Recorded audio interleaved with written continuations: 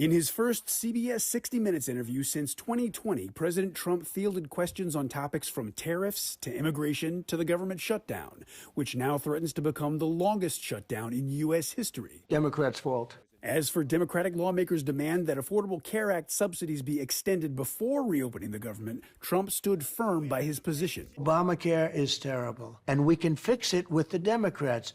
All they have to do is let the country open, and we'll fix it. On immigration, the president was asked if the methods used by ICE have gone too far. I think they haven't gone far enough because we've been held back by the judges, by the liberal judges that were put in by Biden and by Obama. Trump also addressed the upcoming Supreme Court oral arguments on whether his tariff policy is legal. I think it's the most important subject discussed by the Supreme Court in 100 years. The president asked what happens to his economic plan if the high court rules against him on tariffs. I think our country will be immeasurably hurt.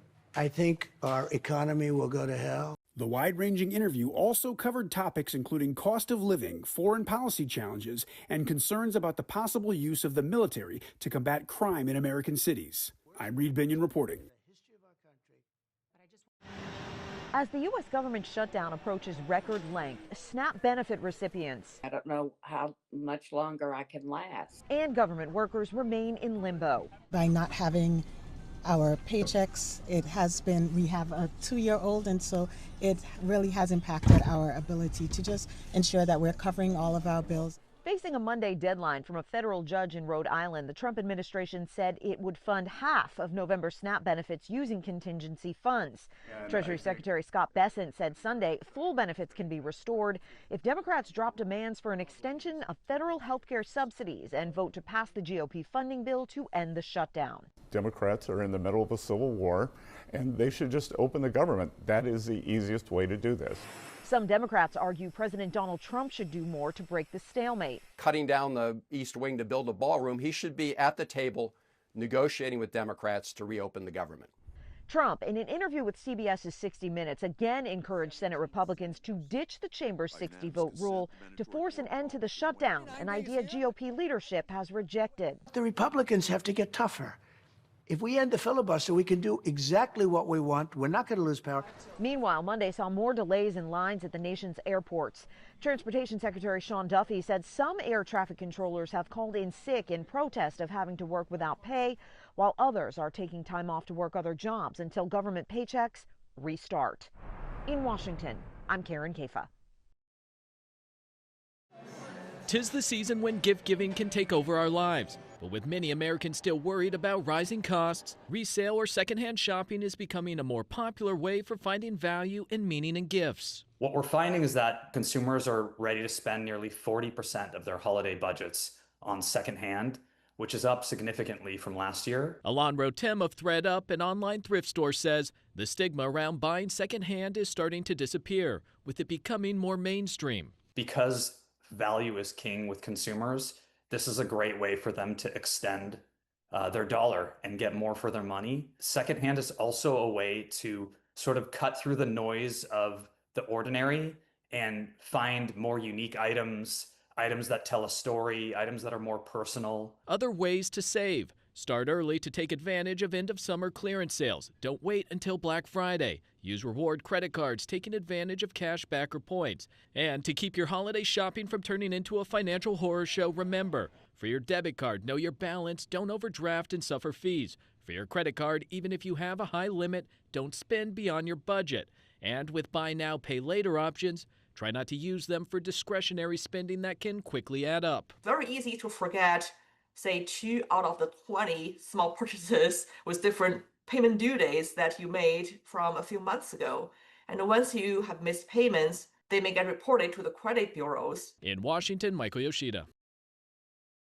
From credit cards to buy now, pay later services to simply understanding a budget and how to stick to it, we spoke with several financial and value experts on how to be savvy and strategic with your holiday shopping.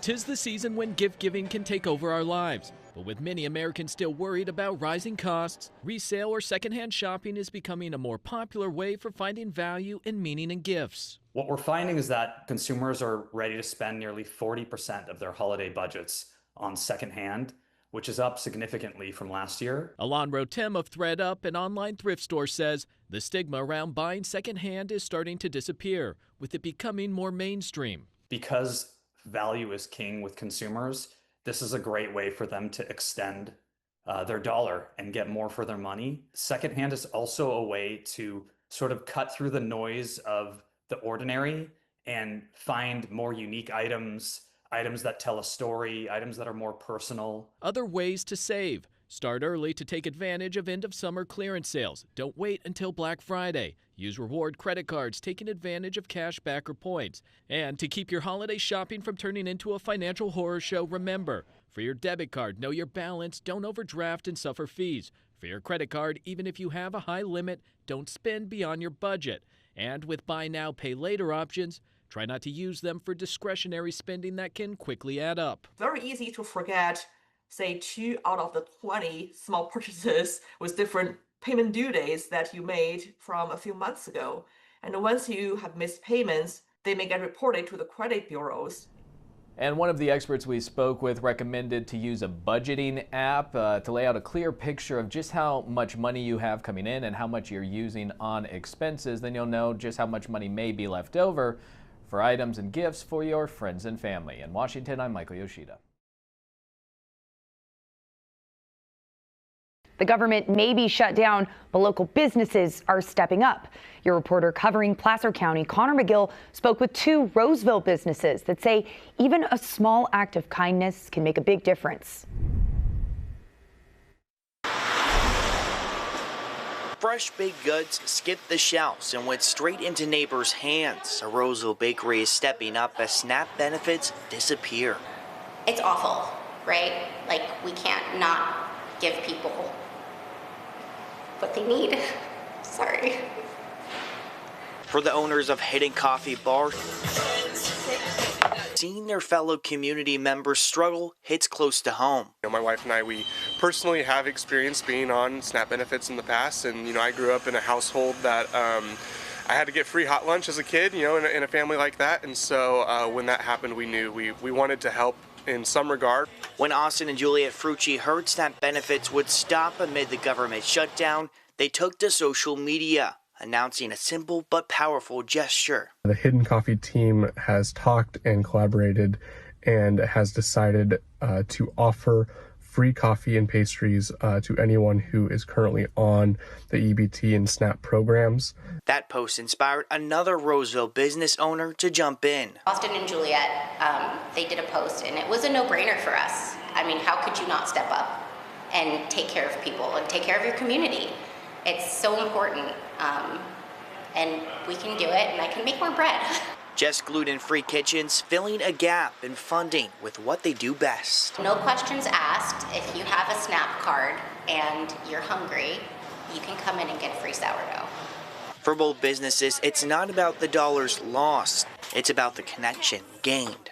Coffee is not necessarily like filling the need that SNAP does, but one beautiful thing about coffee is that it can spark joy, enjoyment in life, and so being able to offer maybe a little bit of joy, of rest, of like connection in a time that's really stressful is really important to us. Now, both Hidden Coffee Bar and Just Gluten-Free Kitchens are now accepting donations to keep their efforts going, hoping to continue to bring a little bit of comfort in one cup and loaf at a time, right? We're going to. The government shutdown is now in its 2nd month. At the center of the battle on Capitol Hill, healthcare subsidies that make insurance more affordable for millions of Americans. Those tax breaks, though, are set to expire. Democrats want to see them extended. Ripping health care away from millions of Americans is unpopular. More than 24 million people have health insurance through the Affordable Care Act, also known as Obamacare, and roughly 92% of enrollees receive federal tax credits to help lower their monthly costs. Renewing the subsidies would cost $35 billion every year for the next 10 years. Many Republicans say they won't negotiate the subsidies question until enough Democrats approve a spending bill to reopen the government. get this thing open. We have shown in good faith that we will do the appropriations process. Regardless of subsidies, the cost of health insurance through the Affordable Care Act will jump. KFF, a nonprofit focused on health policy, recently looked at monthly costs for healthcare coverage and found ACA insurers are raising premiums by roughly 26% next year. But if you take away subsidies on top of the increases, the costs will be even higher. We're expecting that on average, premium payments are going to more than double. That's a 114% increase.